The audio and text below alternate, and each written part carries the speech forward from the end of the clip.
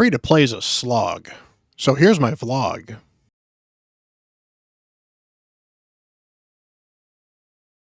Hello everyone, Bront CatHerder here. We're having some fun talking Raid Shadow Legends, and depending on how things go today, this is probably going to be a little bit different. I am recording at least this particular intro here on Monday the 20th, and I am going to kind of make a little bit of a weekly vlog out of this.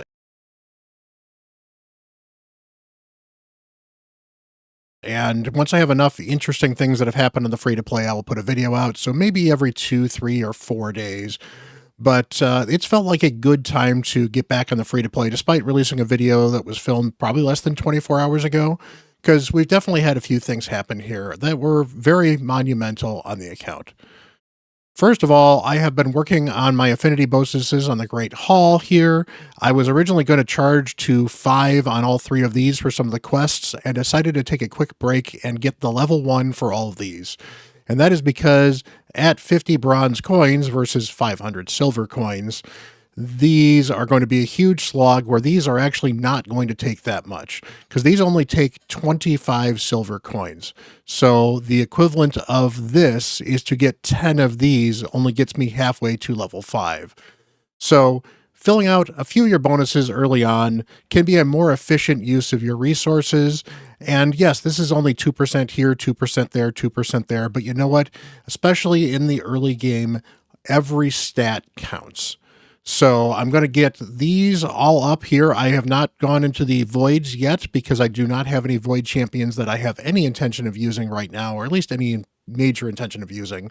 To be fair, I only have 1 or 2 force champions and only 1 or 2 spirit champions, but those I'm more likely to get from various shard pulls and even from the mystery shard pulls that I might be using.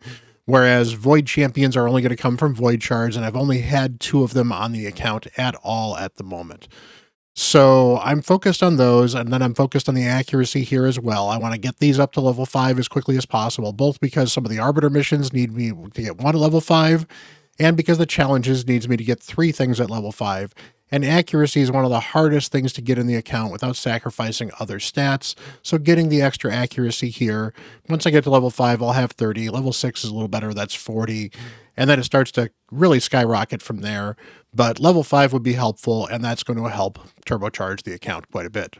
One of the other important things I managed to do is I actually managed to come in second in this champion training tournament. I'm actually really impressed. I didn't expect to come and get this 10,000 points. The 10,000 points wasn't the important part. It just happened to work out that way. I built my 3rd 6-star. I didn't sacrifice too much, although my last 4-star chicken that I made, if I had waited maybe half an hour, I could have gotten that 4-star chicken simply by running a clan boss key and getting it through the advanced quests.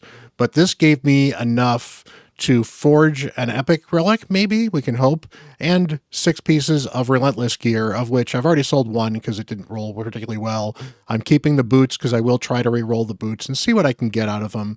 But the chest key was okay, the top pieces were not bad, and it's 6-star gear, which is something I don't have a lot of, so that's going to help. Plus this epic book will be nice for Tagore, although it did go into his A1, which is rather unfortunate. So checking out my roster, I have 8 champions that I'm really kind of invested in. I haven't invested in Croydon yet, or Croydon, I guess. I call it Croydon. That's whatever. But, you know, KL is already 6-star, already a 6-star. He is now my 3rd 6-star, and I figured I needed to get him tankier, and as a reviver, I wanted him to be a little bit tankier. Ugo already seems to be more tanky than him for some reason, and maybe it's just the build, maybe it's not. But Tagore, getting him fast, getting him tanky, and making him a 6-star just seemed like the right thing to do. It also helps that I've actually managed to book his A2 here all the way up. I'm hoping for a book or 2 to land in here, because that would be great. Then I will be able to stop booking him, and I will probably start booking Croydon. Now, Croydon here, got the triple hitter with the freeze. That's not too bad if I get extra books in it. This is kind of where I'd like to get some of these extra books, because this would be nice to get a couple extra turns in here. Would love to get this down to at least a 4-turn, if not a 3-turn cooldown as well, because that will help on the waves as well. And then I can probably start mixing my teams up just a little bit. It's going to be hard to get Frozen Banshee out of a couple of teams, because she's actually really good against the dragon and really good against Ice Golem. but I suspect that she's going to become a clan boss specialist at some point in time in this account because that's really where she shines until I can get somebody to replace her with all the poisons. Plus, with Kale, I've got the poison sensitivity, which is poisons as well, so that helps. Alice has also still been amazing at 5-star, but I decided I needed more than just 3 damage dealers at 6-star, so I decided to skip on Alice for the moment, go with Tagore, and then it's a good chance Alice may be my next one, although it's actually quite possible it could be Flannan as well, because Flannan I think is going to be really good. He's actually been very interesting to use in a couple of places already. His build is not particularly great, but I got to roll up some of his gear. I've got him reasonably fast, good accuracy at least. So from that part, it's okay. I don't have him built for a ton of damage, but I don't need him for damage. I need him for his debuffs. And I want to start working on some Fire Knight teams with him as well. So I think that's really where he's going to help me out quite a bit. So Tuesday's Shard Pull events were just announced, and they have a POGO 1+1 for Sacreds. And I have one Sacred, but I had another Sacred I felt I could earn. So I wanted to see if I had push for that. And if I could, I'm going to pull 2 Sacreds for a chance to get a 1+1, and to get some decent epics as well. I don't like necessarily pulling it because I'd like to think I could save it for the fusion, but I think that the opportunity of getting an extra legendary is huge on this early game account. So the only thing I needed to do for the final challenge of the dungeons was stage 13 of Fire Knight, and I managed to get it done. Now I had to manual this. You'll see this is a 17-minute, 28-second run, 256 turns of grinding. But Tagore helped a ton. Alice helped a ton. Bowsmith Flannan was clutch. His ally attacks, his turn meter drop, his decreased speed. He has a 2-hitter A1, plus I've got the blessing on him, so he was getting 3 hits in pretty regularly as well. All in all, I managed to get through Fire Knight 13. I am not going to farm this stage. My stage on 12 was actually perfectly fine. In fact, this is probably the team I would use to farm on 12 without an issue. And it'll probably be fairly quick now because Flannan, I think, will actually make it a lot faster because the replacement for Monkey, because Monkey was bad affinity for 12 and only has single hitters, whereas Flannan's got several other hitters in addition to other debuffs that are actually very useful against the Fire Knight. So I'm super excited. I even got a regeneration chest. Is this anything worth exciting? Well, you know what? It's attack with speed. This will be useful on somebody on an early game account. So I'm not going to complain at all. That is awesome. So we're going to go and collect that Sacred, and then I've got one more thing to show you before we move on to the next day.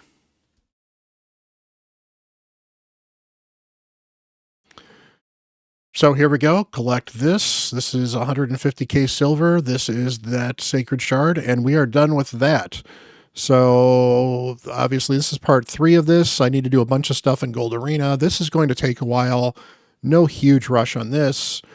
This one, we'll slowly get there. Equip a bunch of 5 and 6-star artifacts on your champions and roll them up to 12, as well as get a full champion worth of accessories. Alice will help me with this one, and that's all silver. I think this is all silver. You get rewards for this too, unfortunately. And then whatever part 10 will get me another Sacred as well, but that'll be a Void, which is not too bad. I'm not specifically pushing for these things, but once it gets close, or if we ever get another free regear weekend, I will actually pay attention to these. And then finally on the champions, we're kind of finishing this off. I put Tagore to 6-star last night, so I just need a Spirit champion and a Force champion for this. Fully ascend a rank 6 champion. That will happen eventually. And then win a campaign battle using 4 champions of level 60. Obviously, I need my 4th 6-star before that can happen. But that'll be done, and then I'll be a legendary book as well, which will be very valuable on this account. Finally, we have relic crafting. So I managed to get 100 pieces of this, so we are going to craft this relic, craft an Elic. So I got a chance of getting a mythical. I certainly would love the legendary one. Honestly, any of these relics are good because relics are extra stats, so on an early game account, they are so good. Let's see what we can get. Ooh, that is the Header's Reserve. That is actually really good. That is going to be difficult to use on this account, maybe? I'm not 100% sure. Wearer receives 5% less damage from enemies whose attack is lower than the wearer's. Also receives 5% more, inflicts 5% more damage from enemies whose max HP is lower than the wearer's. That's actually really going to be hard to use on an early game account, but it is HP, attack, and crit damage on a champion. So if I ever get an HP nuker, that's absolutely going on that HP nuker. Otherwise, I'll probably build this up a little bit and probably throw it on one of my damage dealers because extra HP and extra attack and eventually extra crit damage doesn't hurt. And if this does happen to trigger occasionally, I'm not going to complain too much. So now it's Tuesday, and we are going to be pulling shards on the free to play because there is a really cool event here. I am looking forward to getting a chance to get a 1+1, possibly. Honestly, I could just use some of the epics. It'd be kind of good. And there's some good choices here for the shards. But meanwhile, the other update is I've actually just hit level 45. That means that in theory, could I participate in Siege? We did not actually qualify for an active battle in Siege, which is a little unfortunate, but that's not unexpected given that, I don't think 10 of us actually hit level 45 to participate in Siege. So that's not particularly problematic. I did also unlock Hydra, so I will certainly run a Hydra key at some point in time. I think I ran a key just to kind of test it out. I actually did beat what Lumi has here, so I did over 500,000 before I shut it off, which is actually impressive. He's got a Helicath on that team. But I'd want to basically wait as long as I can. So I will run this later tonight, and hopefully I can get 2 keys enough to get the novice chest here, because that would be very, very helpful. Obviously, Hydra Clash, not going to be an issue because we don't have enough people to have even been involved in a Hydra Clash, so this is not going to be an issue for a while. I'm not expecting anything amazing from Hydra, but honestly, even getting that 1 chest would be good gear, so that would be super helpful. Meanwhile, I've just been working on some masteries. I am waiting on this mission because later tonight I will be able to do the Magic Keep, so I am saving some of my energy to be able to work on this mission. And then I'm going to need to ascend 2 champions. The good news is that the Magic Keep is the keep I need to work on to ascend a couple of my champions to level 6. I do have the Tagore here ready to go. I could certainly work on the monkey as well. In fact, why don't I check and see if I can do the monkey right now? I cannot, so I would have to farm spirit potions. So maybe I'll farm some spirit potions now. That is a lot to mix up, so we'll see. I'm certainly low on silver because that's kind of the way this goes, but I've been trying to push my gear to be able to push past the Nether Spider, and that gets us into who I will be pulling for on this account. So we have a couple good champions here. Fina is probably the best long-term champion because she is limited to get. So if you're pulling today, Fina is probably a very good champion to pull for. Elva is a great champion. Opardon's a great champion. Kaja's a very good champion. And Manaya is really bad, and you can get her from the token trader, but she's just bad. So Kaja would be helpful. She can do some speed aura stuff. She can speed people up. She's very underrated on that. Got a decent revive. She unfortunately only has a 1-turn block debuffs, which is very unfortunate. Opardon's got some cleansing, a bunch of healing, a bunch of turn meter buffs. He got a buff recently to make him actually interesting in content, but honestly, he's better for endgame content than he is for progression, other than the fact he does do a lot of healing, which is kind of cool. Elva is who we are going to be going for because Elva has a cleanse, which is something I'm really lacking. I've got a minor cleanse with Ugo. A major cleanse with Elva would be great. She's got passive healing with everyone taking a turn, getting a chance to get a 10% heal. It is a very powerful heal because it means that your champions that are faster will get their healing more. That could actually help my Kale in a couple situations. Block debuffs is very nice. It'd be nice to have that. And the increased speed is nice as well. So she will maybe remove my Tagore from use, but Tagore's got an AoE revive versus her single target revive. And while her single target revive is good, an AoE revive is pretty good too. I may end up using the 2 of them together in some situations. I think Elva brings more to my account overall than any other champion that I could have here, other than maybe Kaja, because she does have an AoE heat revive as well. The problem with Kaja is that I think Elva is just a better champion and gives me more. I wouldn't mind Kaja, though, because I do need to get a 6-star spirit champion at some point in time, and I don't have anybody I really am excited to 6-star at the moment. So we are going to pull 2 sacreds here. Honestly, I don't expect it. I've got less than a 10% chance to get her. I've got 2 sacreds, so it's 6% per. But if I do, that is great. The other thing that I'm pulling for anyway is there are a bunch of really good summon rush points So getting 1,000 points in the Summon Rush is going to get me a lot of other useful resources that will help this account progress anyway. So when you're going to pull shards, especially once you kind of stop the initial, I need to get a couple champions for my account, you start pulling for very specific reasons. And those are, you need to get certain rewards, you need to get certain champions for like a fusion, you save up to get the most out of all of your resources. And that's how you play a free-to-play. So I am looking to get the most out of my resources here. To be fair, if I pull a Lego on the first shard, I will stop, because I'll save that sacred for a fusion. Otherwise, I'm going to hold on to this. I've got a bunch of other things I can use for some of the fusion stuff, and hopefully I can get a few more shards. I've got a few other ways to possibly get sacreds, but they're more of a long-term grind than a short-term grind. So with that in mind, I do have Pepsi here. Not a sponsor, unfortunately, but, we're working on that. Let's get some prayers going and get some extra legendaries. I will be pulling on my main. I'll have that as a separate video that'll probably drop tomorrow from when you're seeing this. I'll be dropping this video. I'm recording it right now. It's like 9 in the morning for me. I'll drop this in a few hours. Tonight, I will be streaming on Twitch. I probably will be streaming tomorrow on Twitch as well. I usually don't stream on Wednesdays. I usually do stream Tuesday nights. So if you want to join me around 6:30 to 10 U.S. Central Time, I will be pulling shards for viewers, and join the fun. We'll talk free-to-play stuff. We'll talk all kinds of cool stuff. Go check me out on Twitch. I really appreciate you guys joining me there as well. But let's go pull and get an Elva or get a legendary. Gold would be really good. That is not gold. All right. Filja is actually going to be helpful. I have like crap for dwarves. In fact, dwarves are really hard to get because you cannot farm a campaign farmable dwarf. And she has, no, she does not. Okay, she just does decent damage. Destroys target, max HP. This could be helpful against the Scarab boss at some point in time, so that's not too bad. 75% chance to deplete a target's turn meter. Another Scarab boss thing. Okay, she could be very helpful for me for Scarab boss later on. Attacks on enemies, fills a champion's turn meter by 15% and heals them by 15% of the damage if this attack is critical. So she's a damage dealer with some healing. I thought she actually had an ally protection. Apparently she doesn't.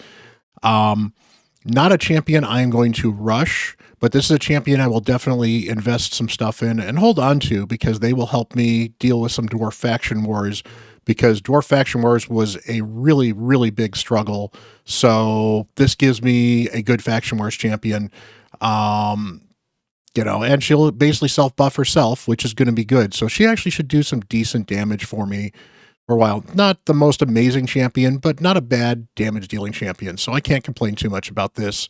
Let's go see what else we can get. Come on, gold. That is not gold. That is an Infernal Baroness. That is not a particularly good pick, other than the fact that I certainly could use some help in Demon Spawn. Attacks all ally enemies. Okay, she's got an A1 AoE, so if I can get stun gear on her, this could be interesting, and a little bit of healing. So that's not bad for some early progress. Another AoE with decreased attack, only a 50% bookable to 75, and then places a veil on an ally for 3 turns, and it's a perfect veil. Okay, that's not a great ability there. That's honestly shut off. But you know what? Unbooked, she brings some utility in Demon Spawn, so I'm not going to be too upset with throwing a couple pieces of gear on her. If I can get stun gear on her, that will help me in Demon Spawn that much more, and that's going to be some Faction Wars advancement as well.